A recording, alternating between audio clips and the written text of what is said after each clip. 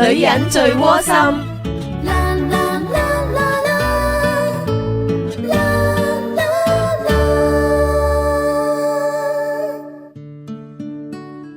今日咧，我就同大家分享一個故事咧，就係 Facebook 嘅聽眾留俾我哋嘅。呢個故事係發生喺一個郊區裏邊，有一位伯伯，佢本身咧就係退休咗噶啦，但係對環保咧好有興趣，幫手做環保嘅義工。咁有一日，佢見到有一班年青人喺度玩完之後就離開咗。當佢喺度收葺緊啲樹木嘅時候，見到地下咧有一個銀包，仲係粉紅色添。咁佢就諗，係頭先一啲年青人留低噶啦，仲要係女生嚟嘅。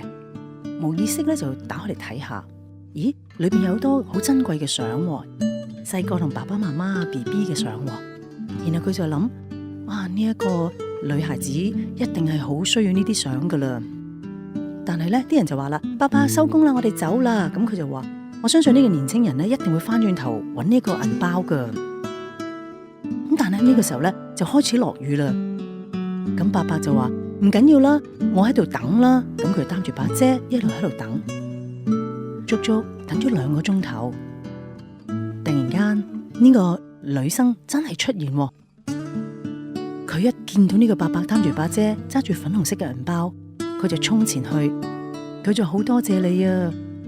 你喺度等咗我成2個鐘，又落雨，我冇諗過我錢又冇乜嘅一個銀包裏邊，你竟然就咁樣喺度等我。其實你可以擺低就得噶。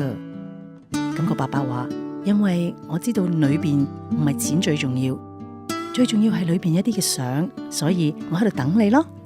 亦都令到呢個女生咧覺得，我哋要尊敬一啲嘅老人家，我哋要學習佢哋到老咗嘅時候咧，仍然可以回饋社會。